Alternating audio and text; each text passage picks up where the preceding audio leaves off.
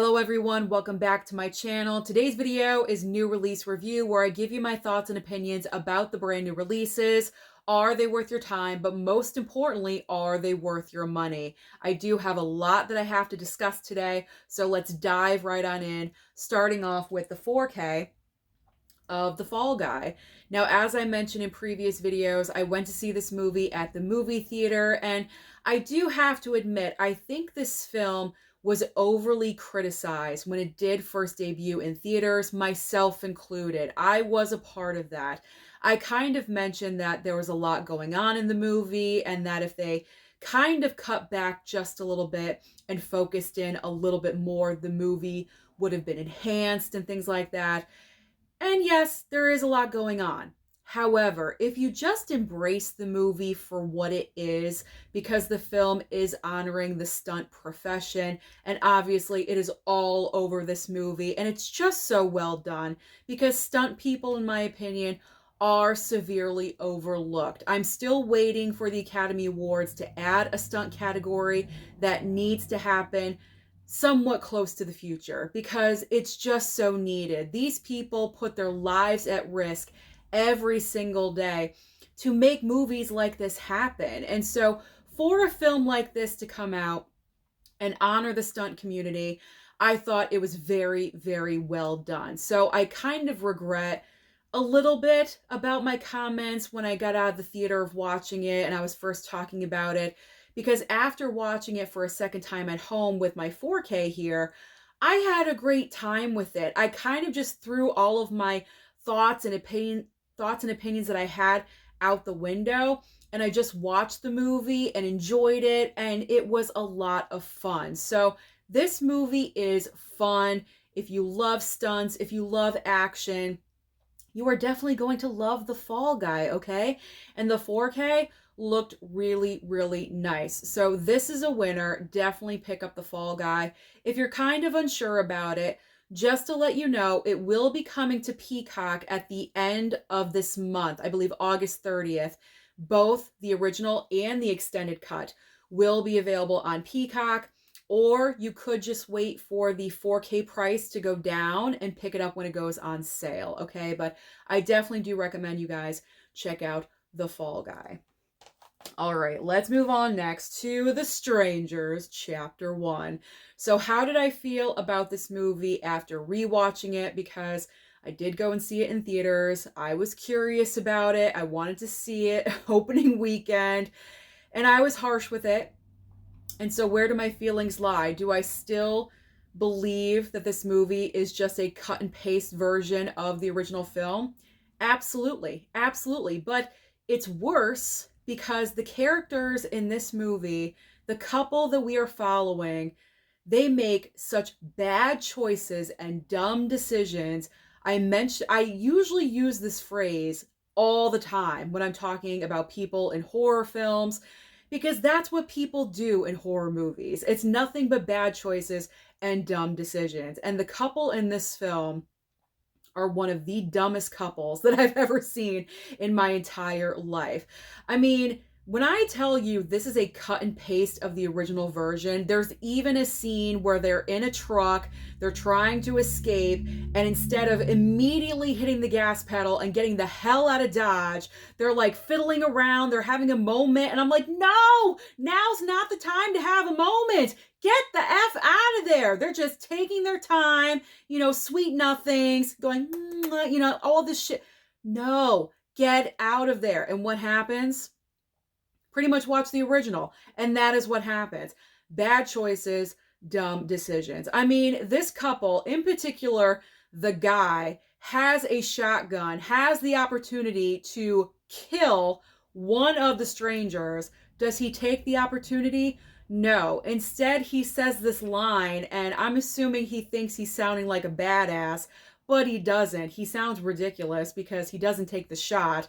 And then what happens? He gets captured by another stranger. So, it's just stupid. The whole thing is just stupid. Great looking cover artwork, Great looking steelbook from what I've seen in pictures and other people's videos and things like that, but awful movie. The only reason I picked this up is because I'm kind of holding out hope for chapters 2 and 3, because maybe, possibly, there will be an improvement somehow, some way. I'm kind of curious. If you guys have seen this movie, you know how it ends.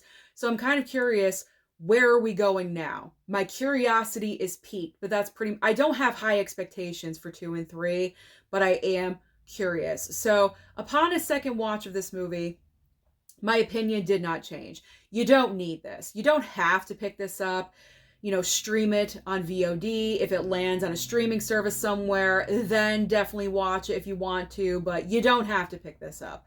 You don't. It's not a must-get movie. Definitely is not. Because you could just pop in the original film and you saw chapter 1. You're all set. So you don't absolutely need that. All right, up next, Back to Black, the biopic all about Amy Winehouse. I was really curious about this movie because I knew some things about Amy Winehouse, but I wasn't really like a hardcore fan of hers. Obviously I enjoyed Rehab and Back to Black, some of her most well-known songs, but I wasn't like a hardcore fan. So I had limited knowledge about her and her life. So I was curious about this movie. I do enjoy biopics, as you guys know. And so I was curious. Universal was very nice and sent this one over to me. So I was very excited to watch this. This is currently streaming on Peacock as well. So if you guys don't want to pick up the physical, you could always stream it. So I watched this movie with an open mind because I had heard a ton of negative reviews about this film. And I was like, wow, like some people were calling it like one of the worst biopics that they'd ever seen. And I'm like, geez, is it really that bad? So I watched it with an open mind.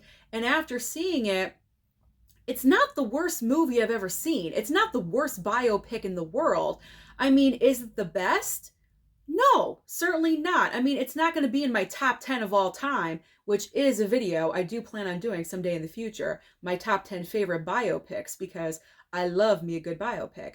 It's not going to be in my top 10, but it's not the worst that I've ever seen. I could think of much worse ones than Back to Black. I mean, I'm not really sure what the criticism is. Like, what was the big criticism? I mean, I thought they balanced the movie well with her music and her personal life, what was going on behind the scenes, her very tumultuous, is that the word?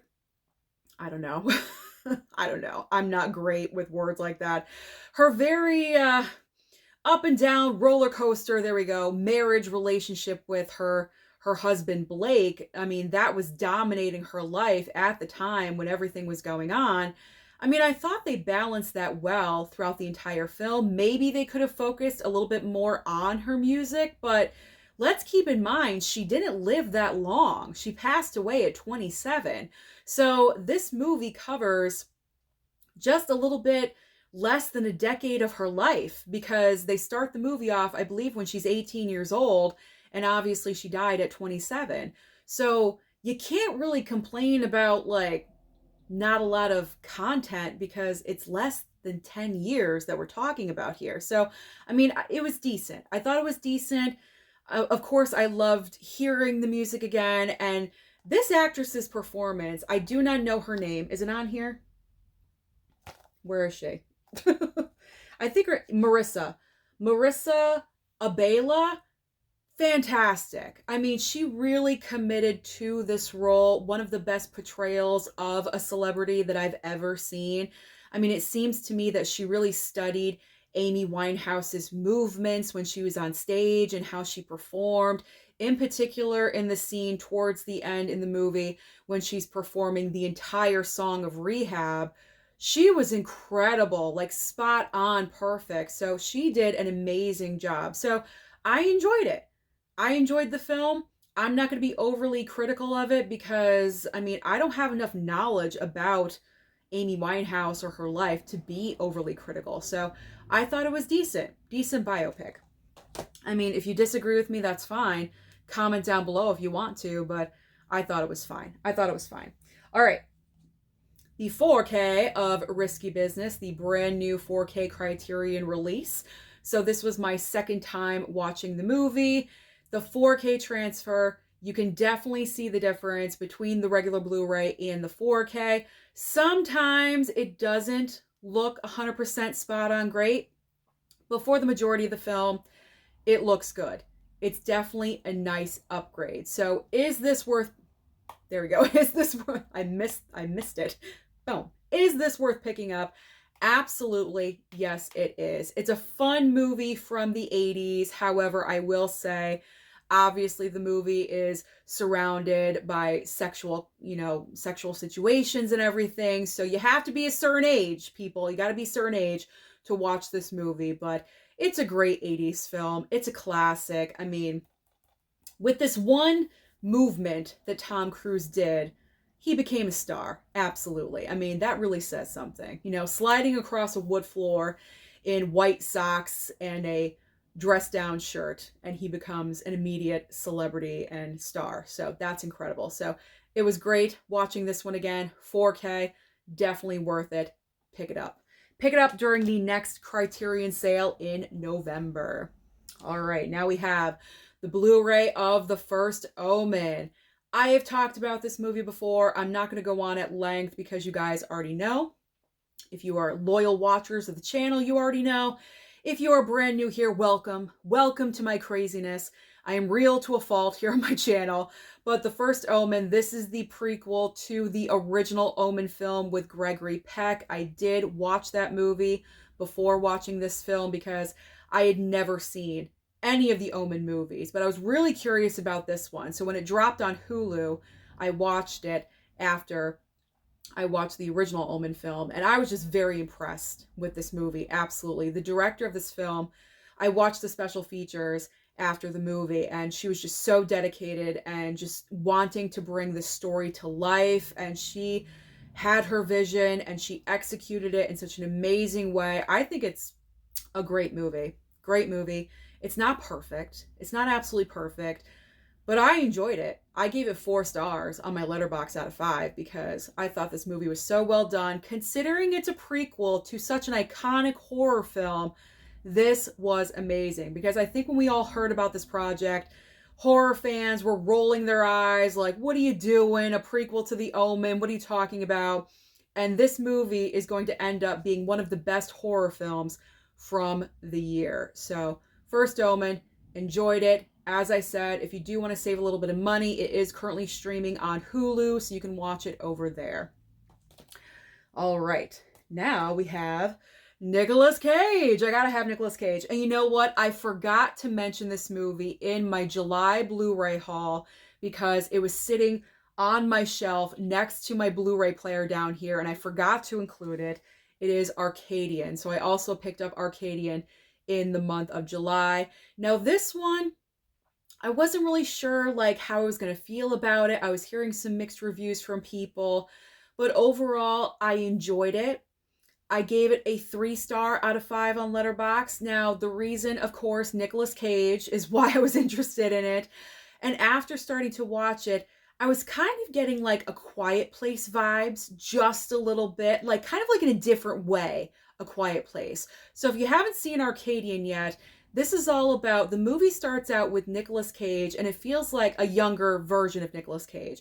And it feels like there's some kind of like apocalypse going on, or an invasion is happening or something. And he stumbles upon two babies that are just left in what's happening. So he saves them. He saves the babies, and he raises them as his own boys. Okay, so there's his, pseudo sons, his sons right here. So when the movie really kicks in, it's many years later, and they're living on like this farm, like farm field situation. And what happens is during the day, they can go out and, explore and do things. But when it starts getting dark outside, they have to come in right away because these creatures only come out at nighttime.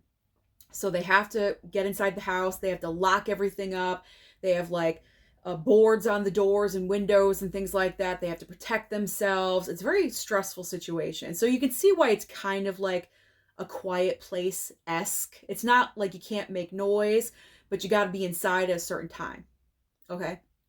Overall, with the movie, I thought it was average. It was solid. I will say, I think this is better than some recent Nicolas Cage movies, like what, Sympathy for the Devil? Remember that one? Like that one was like, this was much better than that one. And I was fine with this movie. I was going with it. But my main complaint is that they kind of take Nicolas Cage out of the movie very early. I wish he was all the way through because I loved his dynamic with his sons and how he had to be kind of strict with them because one of them was kind of staying out later, making him nervous and everything. So there was kind of like some friction in between the two of them. And I liked that. I liked that he was, so worried about his sons and where they were. I wish that carried on throughout the entire movie. But for some reason, somehow, some way, Nick Cage was like kind of, put off to the wayside for some of the movie. And I wish he was just featured more prominent all the way through. I feel like if that happened, I would have scored it just a little bit higher. But I enjoyed Arcadian. I did not mind it. The creatures are freaking weird. Okay, if you've seen this movie, you know what I'm talking about.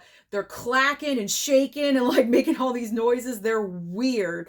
But I do give credit for a very original creature design. It's unlike anything that I've ever seen before. So kudos to that for originality. So this one I enjoyed. And it's not bad. I mean, I say pick it up. If you're a Nick Cage fan like me, absolutely pick it up. It's only like $14 over at Walmart. So it's not going to break your bank. Go ahead and get it. Go ahead and get it. All right, so now we are getting into the Kino Lorber titles. Kino Lorber was so awesome. Sent over 5 brand new titles for me. You can currently pick all these up right now online if you are interested. So starting off with the brand new 4K of InNOut, a very, very hilarious comedy with Kevin Kline. This movie was so hilarious. It was my first time watching it. This came out in 1997, so I was 17 years old at the time. I do remember hearing about the movie, but I never really was interested in seeing it for some reason. I had seen clips online, advertisements, things like that, but I'd never seen the film. So this was a first time watch for me. Oh my God, it was so hilarious and so much fun. To me, Joan Cusack stole the show, and I thought I remembered that she was nominated for an Academy Award, and she was. She was nominated for Best Supporting Actress for this movie. She should have won. Absolutely. I looked up who won that year. Kim Basinger for LA Confidential. So after seeing this movie and also LA Confidential pretty recently, within the past 6 months or so, I gotta tell you, Joan Cusack should have won. I mean, Kim Basinger was fine in her performance, but it wasn't outstanding. It was okay. She gave a good solid performance. But what Joan Cusack does in this film had me rolling. There's one in particular scene where she is just the focus of this movie, and she is so hilarious. I was laughing nonstop. And to me, as I always say, comedy is much harder to pull off than drama. You really have to have you have to know your audience. You have to know how you're saying things a certain way to pull off comedy. It is difficult to do. And Joan Cusack is one of the masters of comedy. She's just so good. She should have won, hands down. So that was a missed opportunity right there. Kevin Kline, let me talk about him for a second because he is the star of the movie. I'm talking all about Joan Cusack. I can't help it. But Kevin Kline here was hilarious as well. Oh my God, he had such great moments because he plays a man who's engaged to Joan Cusack, and for some reason, a certain person thinks that he's gay and so outs him. So then everyone thinks that he's gay, and then he starts questioning it. There we go. For himself, and then he discovers throughout the movie, is he or is he not? And so all this confusion, all of this, am I not? And then Tom Selleck is also in the movie, and they have a great dynamic and chemistry together. So This is just a fun time. It's also, what, 90 minutes long? A great, whoop, I almost dropped it. I got scared. A great quick watch. So InNOut, I definitely do recommend in a future Kino Lorber sale, pick this up. It is worth, it would be $17 during a Kino sale. So I definitely do recommend you guys picking this one up. Whew, I almost dropped the movie. What's going on? All right, next up is Twisted. Twisted from Kino Lorber as well. This is just a regular Blu-ray, but that is fine with me because I really enjoyed this movie. This is a crime thriller. You have Ashley Judd, you have Sam Jackson, you have Andy Garcia. Ashley Judd in this film just gets promoted to homicide, so she's a homicide detective, and the first case that she's working on, she realizes it's a serial killer investigation. And she's realizing that all the victims she slept with. She has a connection to all these victims. And so then the focus turns on her, and people, kind of think, is she involved? Is she doing this? So then, her credibility is questioned. This was a great movie. It really, really was. I was surprised by this one. This was a first time watch for me as well. Never seen it before. I was guessing. You know me, I love a crime thriller. So here I am trying to guess who's doing it, who is the serial killer. I didn't call it. It would have been my last guess, I swear to God. I didn't even guess the person who was actually doing it. So if you love crime thrillers, then I definitely do recommend Twisted. Okay, I keep missing it. There we go. I do recommend Twisted because this will definitely have you on the edge of your seat. This one was a good one.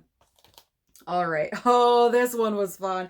This one was fun. Also from Kino Cult, we have the 4K of Nightmare Beach. So first of all, awesome slipcover. Great looking slipcover on here.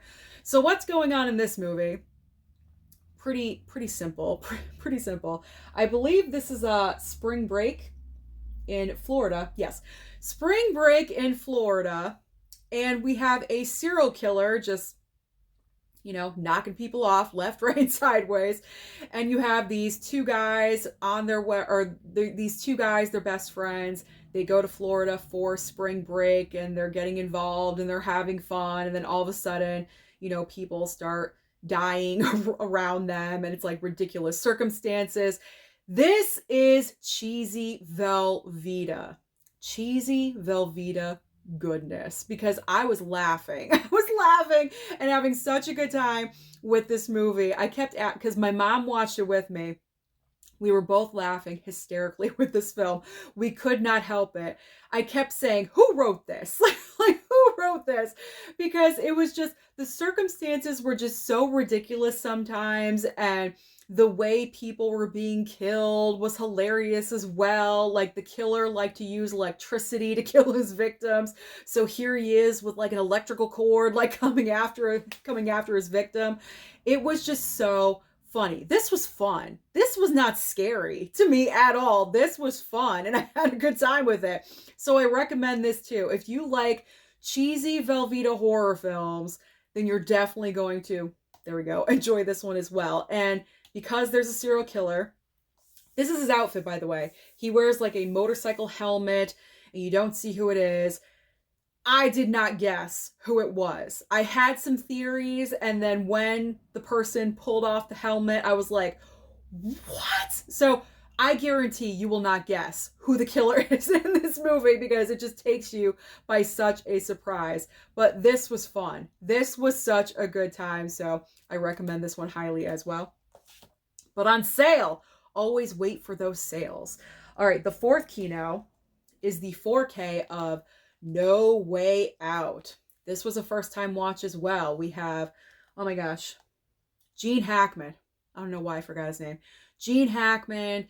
You have Kevin Costner. You have Sean Young. I'm assuming when she was mentally stable and not like loop-de-loo like she is now. She was popular back in the day. A couple of other notable stars are in the movie as well. But this is like a political thriller. You have Kevin Costner meets Sean Young at, I think, like a fundraiser of some kind very early on in the movie. And they're like going at it. Like right away in the back of the limo, it carries over to her apartment. It's like getting a little insane.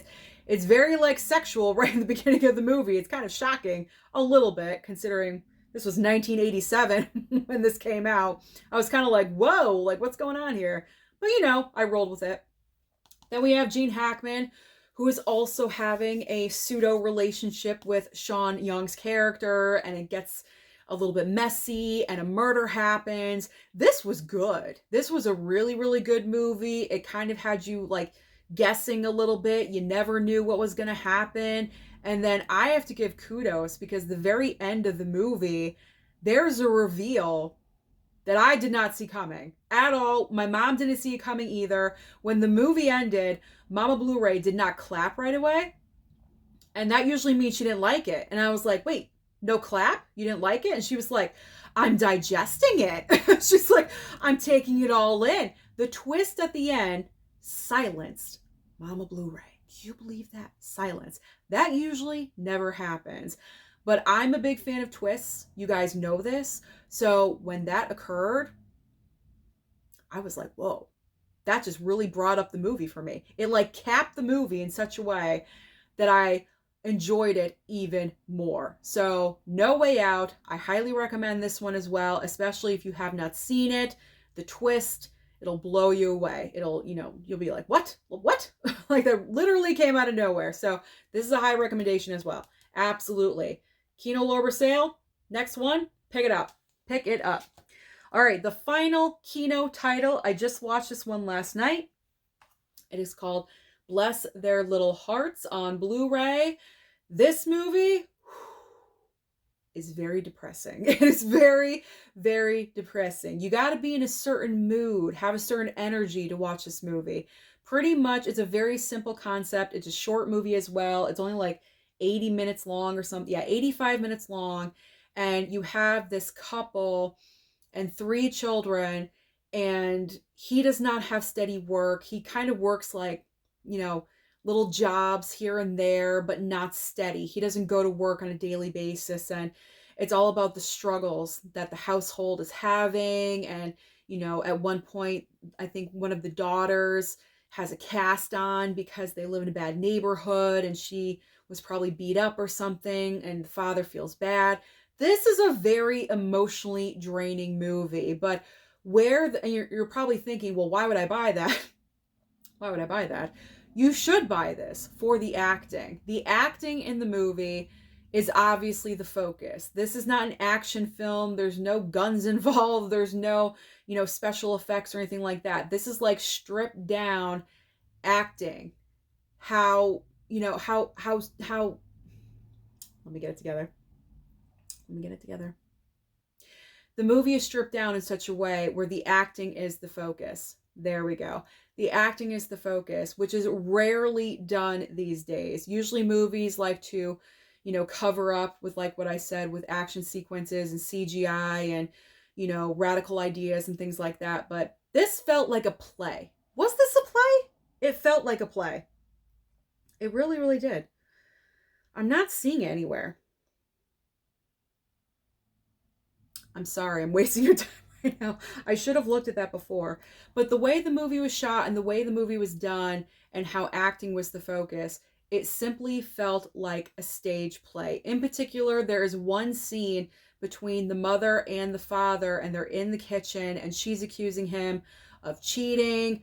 Oh my gosh, like that scene was just so powerful and their acting was absolutely incredible. So even though this movie is not all about happiness, you got to be in a certain mood to watch this film, it is very powerful where the acting will just surprise you and blow you away. So if you want something of quality, of substance, then this one right here will definitely satisfy that need for you. So Bless Their Little Hearts. There we go.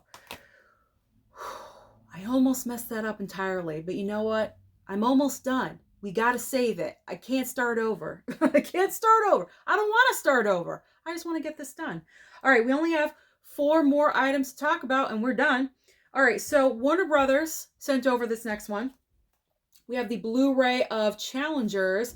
And you may say, Susan, that came out like, you know, weeks upon weeks ago, but That's how long it's been since my last new release review video, but I'm pretty much caught up with all of my brand new releases here, and today I got a brand new stack of a bunch of brand new releases, so I gotta get started on those. But anyway, Warner Brothers sent over the Blu-ray of Challengers, and I enjoyed this movie in the theater. Original idea, original concept. It gets bonus points for that because, you know, I say it all the time, we live in the day, especially this year with new release movies. It's sequels, it's prequels, it's franchise films. So to have a nice original idea like this is refreshing. So you have Zendaya, you have, you know, our two tennis players here, and this movie is all about manipulation, really, at the end of the day. I mean, everyone is manipulating everyone. Zendaya is manipulating both of these men, I should say, not boys. Both of these men she's manipulating.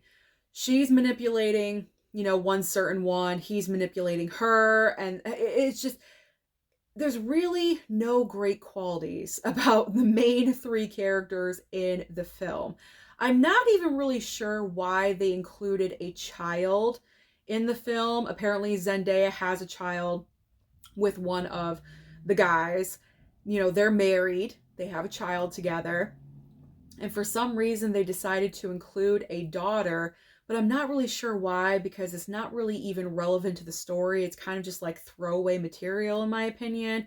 But I guess just to show that, you know, to like solidify that they're a family, that they're together, things like that. I'm not really sure. But to me, it wasn't necessary. They should have just focused in on them as a power tennis couple, and then the other guy as kind of like the loser. You know what I'm saying? You know what I'm saying? If you've seen the movie, you know exactly what I'm talking about.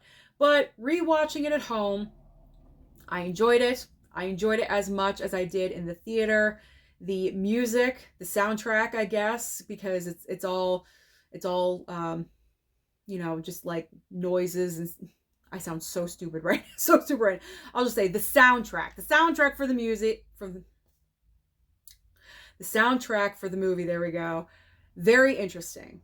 I liked it because it was kind of all like the same thing. I'm like getting red right now because I know I embarrassed myself. I know I embarrassed myself, so I'm turning kind of red. Okay, let's get over it. Let's get over it. The soundtrack used in this movie I thought was interesting. Definitely unlike anything I've ever heard before, so definitely bonus points for that as well. Didn't really care for the ending of the movie. And the reason why is because there kind of is no like definite like conclusion, you know, like not like everything came full circle, or I don't know. It just, and the way that she ends the movie, like it's like a callback to something that happened earlier on in the film. I wasn't really a big fan of that either. I felt like that didn't really make sense for her to do that right when she did, and then like the movie just ends there, and so I wasn't happy with the end. I enjoyed everything else. Everything else about the movie was fine, and I enjoyed it.